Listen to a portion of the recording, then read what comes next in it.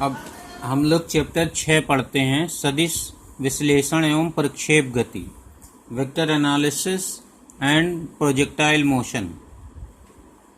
तो इसमें सबसे पहले हम लोग भौतिक राशियों के बारे में जानते हैं। तो भौतिक राशि हम लोग पढ़ चुके हैं पहले, वे राशियाँ जिनका परिमाण मात्रा का निर्धारण किया जा सके उनको भौतिक राशियाँ कहलाते हैं। यानी मात्रा का निर्धारण हम लोग आंकिक मान और मात्रक से किया करते हैं।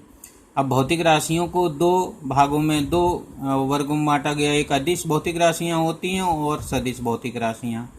तो अदिश भौतिक राशियों में केवल व्यक्त करने के लिए परिमाण की जरूरत होती है, इसमें दिशा की आवश्यकता नहीं होती। यानी जिन राशियों को बिना दिशा के पूर्ण रूप से प्रदर्शित किया जा सके उनको अदिश राशियां कहते हैं, और जिन राशियों को प्रदर्शित करने के लिए परिमाण व दिशा दोनों की आवश्यकता होती है उनको कहते हैं सदिश राशि। तो अब जो हम लोग भौतिक राशियां पढ़ेंगे उनको दो भागों में बांट लिया गया है, अदिश में और सदिश में। तो कुछ अभी जो पढ़ चुके हैं उनमें से दूरी, चाल, घनत्व, आयतन आदि ये अदिश राशियां हैं, और जो विस्थापन, वेग, त्वरण, संवेग, बल आदि जो पढ़े हैं वो सब सदिश राशियां हैं। तो इनमें से हम लोग ने विस्थापन पढ़ लिया, वेग पढ़ लिया, त्वरण पढ़ लिया, तो ये सदिश राशियां हैं, इनको हम लोग आगे पढ़ेंगे। अब हम लोग सदिश राशियों का निरूपण सीखते हैं, यानी सदिश राशियों को किस प्रकार से निरूपित करते हैं। तो सदिश राशि को एक तीर द्वारा निरूपित किया जाता है, तो ये याद रखना है। किसी भी सदिश को निरूपित करना है तो उसके लिए एक तीर बना दिया जाता है। अब उस सदिश राशि को लिखने का तरीका क्या है, ये निरूपित करने का तरीका है, और लिखने का तरीका ये है कि अंग्रेजी वर्णमाला के A to Z जो अल्फ़ाबेट, अंग्रेजी अल्फ़ाबेट होता है, उसमें A से Z के किसी भी अक्षर के ऊपर एक छोटा सा तीर लगा देते हैं, तो ये लिखने का तरीका। और इसको पढ़ते हैं वेक्टर A। तो इस अगर तीर को हम लोग यहाँ पर ये तीर बना दिया तो ये एक सदिश हो गया। इसको हमने इस तरह से लिख दिया तो इस सदिश का नाम है वेक्टर A। इसी तरह से इसको हमने वेक्टर B कहा तो इसको वेक्टर B लिख दिया तो वेक्टर B कहेंगे। तो ये होता है। अब ये याद रखना है कि जो सदिश की जो लंबाई होती है, यानी तीर की जो लंबाई होती है, वो उस सदिश का परिमाण कहलाता है, और जो नोक होती है वो उसकी दिशा कहलाती है। तो क्योंकि सदिश में दो चीज़ें होती हैं, परिमाण व दिशा, तो लंबाई नाप लोगे तो परिमाण मिल जाएगा, और दिशा नोक देख लोगे तो उसकी दिशा मिल जाएगी। जैसे यहाँ पर है, इसमें वेक्टर बी में नोक इधर को बनी हुई है, नोक इधर ईस्ट की तरफ बनी हुई है, तो इस वेक्टर की जो दिशा हो गई वो पूर्व की ओर हो गई और लंबाई ये नाप लोगे तो परिमाण। तो इस तरह से किसी सदिश के लंबाई नापना, परिमाण ज्ञात करना होता है, और उसकी नोक की दिशा देखना, उसकी दिशा ज्ञात करना होता है। अब हम लोग पढ़ते हैं सदिशों के प्रकार। तो सदिशों के प्रकार में सबसे पहला हम लोग पढ़ते हैं स्थित सदिश। तो स्थित सदिश किसको कहते हैं, तो हम लोगों ने पीछे XY कार्तीय तल पढ़ा था। तो यहाँ पर कार्तीय निर्देश तंत्र में मूल बिंदु के सापेक्ष किसी बिंदु का सदिश स्थित सदिश कहलाता है। किसी बिंदु माने बिंदु को हम लोग स्थिति कहते थे, तो उस स्थिति की वजह से उसका नाम है स्थित सदिश। तो मूल बिंदु के सापेक्ष किसी कण की स्थिति का जो सदिश होता है तो उसको स्थित सदिश कहते हैं। तो स्थित सदिश कैसे बनाया जाता है ये समझ लीजिए। अब जैसे यहाँ पर हम लोगों ने XY कार्तीय तल दिखाया हुआ है, कार्तीय निर्देश तंत्र दिखाया हुआ है, तो यहाँ XY तल में कोई पॉइंट P है, तो अगर हम उसे P को मिला देंगे एक तीर द्वारा, तो ये जो तीर बन गया ये कहलाएगा बिंदु P का स्थित सदिश, और इसको हम लोग लिख सकते हैं वेक्टर OP, ये लिखा हुआ है। अब इस पूरे को हम लोग वेक्टर R1 से भी लिख सकते हैं, तो वेक्टर R1 भी कह सकते हो। अब इसी तरह से बिंदु Q का स्थित सदिश ये वेक्टर OQ लिखेंगे, वेक्टर OQ लिख दिया। इसको हम लोग वेक्टर R2 से भी लिख सकते हैं। तो इस तरह से ये P के स्थित सदिश और Q के स्थित सदिश हो गए। तो ये वाला तीर P का स्थित सदिश कहलाता है, और ये Q का स्थित, यानी किसी बिंदु का स्थित सदिश निकालने के लिए उस बिंदु को हम लोग मूल बिंदु से तीर द्वारा मिला देते हैं, तो वो उसका स्थित सदिश बन जाता है। अब विस्थापन सदिश समझिए। तो विस्थापन सदिश जो होता है कि अगर हम कण की प्रारंभिक स्थिति को और अंतिम स्थिति को एक तीर द्वारा मिला दें, प्रारंभिक स्थिति को अंतिम स्थिति से तीर द्वारा अगर मिला दें, जैसे यहाँ पर किसी समय T1 पर कण की स्थिति P1 थी और वो चलने लगा, यानी गति की अवस्था में आ गया, और T2 समय पर Q पर आ गया, तो अब हम लोग P से Q जो ये तीर बनाएंगे उसको कहेंगे विस्थापन सदिश। उस कण का T2 माइनस T1 समय अंतराल में उसका विस्थापन सदिश बन जाएगा। तो विस्थापन सदिश को हम लोग वेक्टर PQ लिखेंगे। तो यहाँ पर वेक्टर PQ लिखेंगे।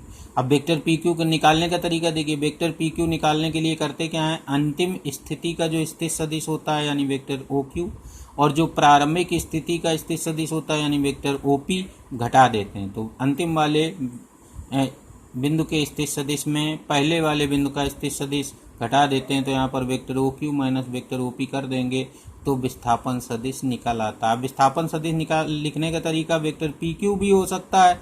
तो यहाँ पर वेक्टर, अभी अगर हम वेक्टर डेल्टा R से लिख दें विस्थापन सदिश को तो वेक्टर R बराबर हो जाएगा R2 vector minus R1 vector. तो इस तरह से भी हम स्थित सदिश को लिखते हैं। तो ये हो गया स्थित सदिश निकालने का तरीका, सॉरी विस्थापन सदिश निकालने का तरीका। अब हम लोग समान सदिश पढ़ते हैं।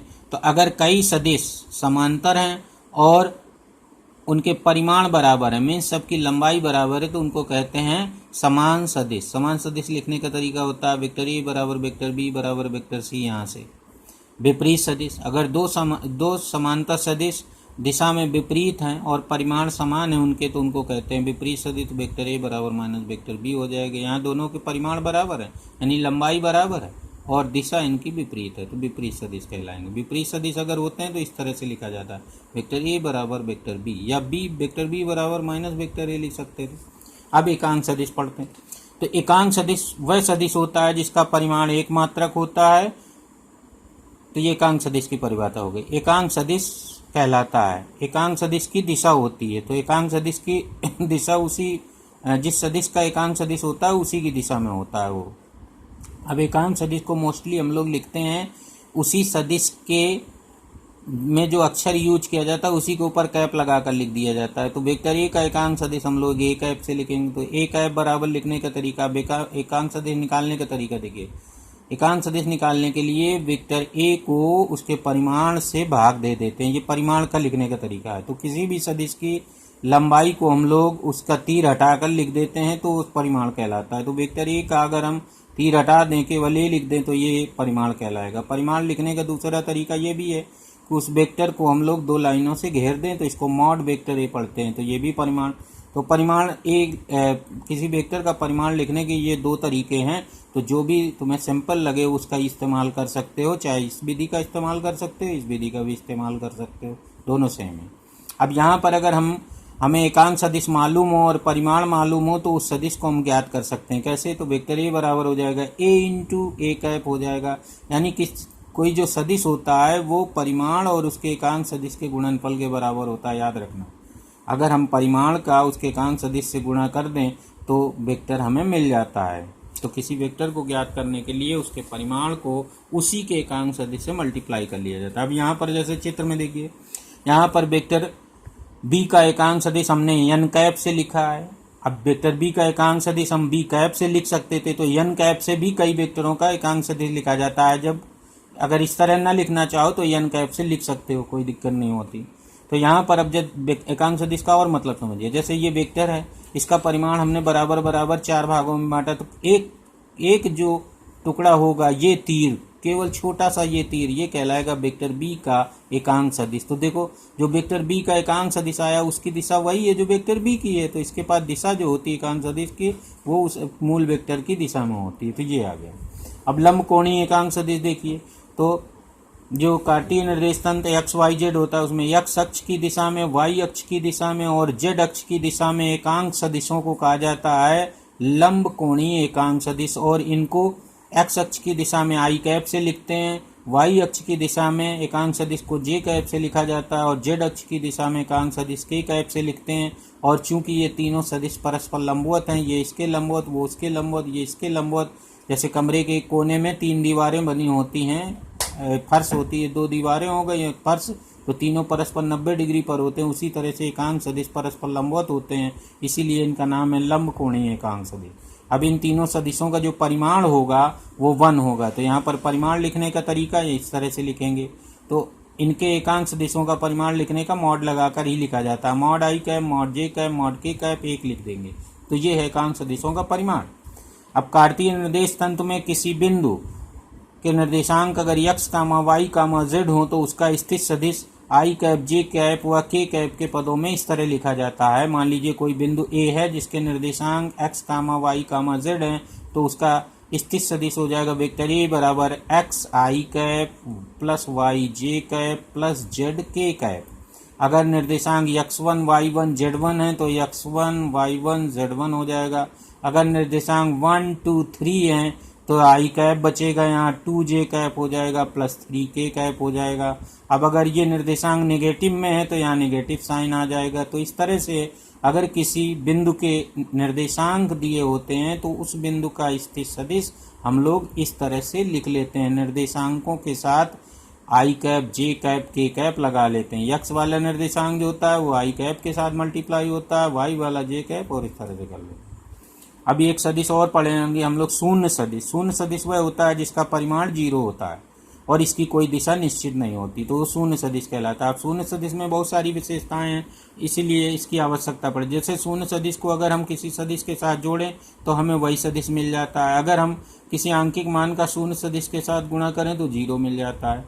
अब इस शून्य सदिश की आवश्यकता इसलिए पड़ती है, अब जैसे कोई मूल बिंदु O का स्थित सदिश कहें तो शून्य सदिश कहलाएगा, क्योंकि O का अगर हम स्थित सदिश निकालें तो O को वही से निकालेंगे तो सदिश बनेगा ही नहीं, तो उसको शून्य सदिश कह लेंगे। तो ये एक तरह से भ्रमित सदिश है, भ्रमित सदिश कह सकते हो इसको, शून्य सदिश को।